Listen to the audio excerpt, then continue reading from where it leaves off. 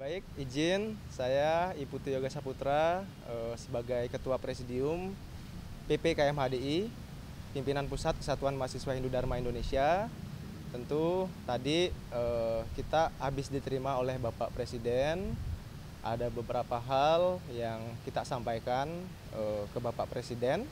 Yang pertama terkait agenda Kongres Nasional KMHDI, atau kalau di KMHDI biasa bilangnya Mahasabe ke-13 yang akan dilaksanakan pada tanggal 30 Agustus di Palu, Sulawesi Tengah.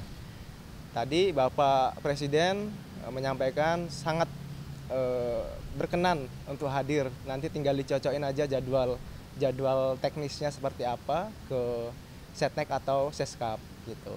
Kemudian yang kedua, kita menyampaikan terkait IKN bahwa akhir-akhir ini banyak keributan terkait IKN.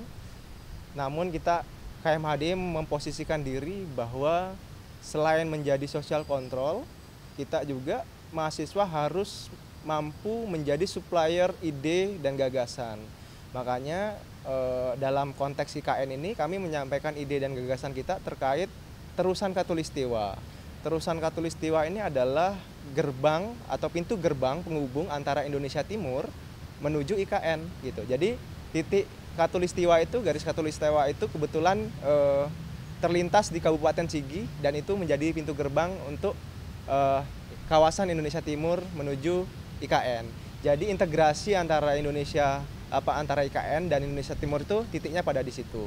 Nah, itu yang kita sampaikan ke Bapak Presiden, karena juga selain menggagas hal tersebut, kita juga memandang bahwa IKN ini kan semangatnya untuk menciptakan inklusivitas ekonomi di kawasan Indonesia Timur. Saya rasa terusan Katulistiwa ini menjadi salah satu ide yang mungkin bisa dipertimbangkan oleh Bapak Jokowi. Dan tadi Bapak Jokowi senang gitu, adik-adik ternyata selain ngeritik gitu kan, tapi juga memberi solusi sebagai problem solving terkait beberapa masalah-masalah yang dialami oleh pemerintah. Itulah tugas kita sebagai kaum akademisi, kaum intelektual, maka kita menyampaikan gagasan tersebut. Selanjutnya, kita juga menyampaikan ke Bapak Presiden tadi terkait peraturan Menteri Agama yang mengatur tentang pasraman. Kalau di Muslim izin namanya pesantren, kalau di Hindu namanya pesraman. Jadi sekolah Hindu jadinya. Nah, selama ini kan sekolah Hindu ini statusnya masih non formal gitu. Jadi kita meminta ke Bapak Presiden, goodwill Bapak Presiden untuk bisa memformalkan agar standarisasi guru, standarisasi kelulusan itu dapat setara lah gitu. Karena terjadi masalah di mana adik-adik kita yang sekolah di peseraman itu nggak bisa ngelanjutin ke jenjang selanjutnya karena status sekolah itu. Maka dari itu kita inginkan untuk disetarakan lah, disesuaikan melalui peraturan Menteri Agama. Yang terakhir tentu tadi kita meminta dengan segala hormat kita untuk Bapak Presiden hadir sebagai atensi tambahan kita, dan Bapak Presiden sih mengatakan sekali lagi sangat antusias untuk bisa hadir di tengah-tengah umat Hindu, terutama generasi muda Hindu. Izin. Mungkin itu saja.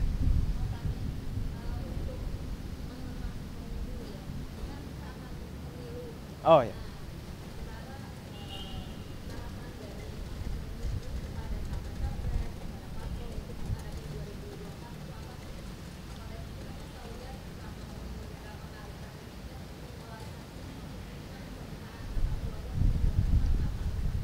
Ya. Oke.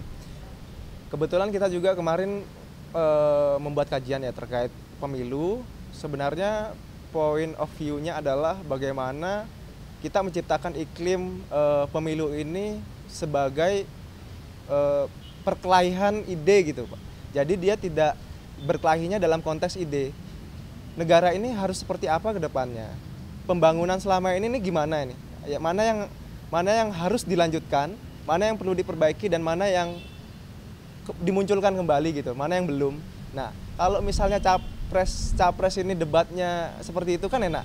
Jadi nggak ada waktu untuk debat menggunakan polarisasi menggunakan atas nama agama, identitas dan segala macam gitu. Yang kemudian yaitu akan berakibat berefek domino ya.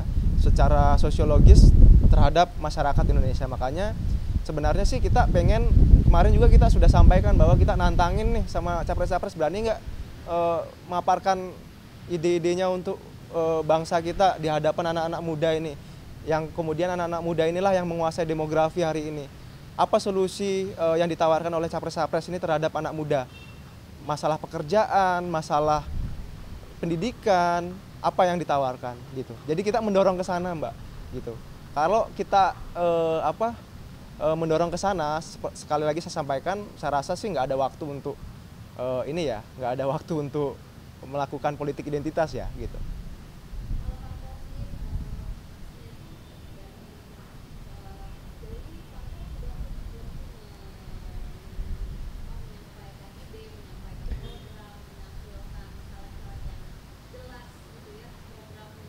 Wah, ini pertanyaan bagus ini. Jadi kalau kami melihat sih masih belum, Mbak. Terus terang aja masih belum. Jadi masih gerosak-gerusuk cari koalisi ini, koalisi itu, basis dia membentuk koalisi itu bukan basis persamaan visi dalam konteks pembangunan bangsa menurut saya ya.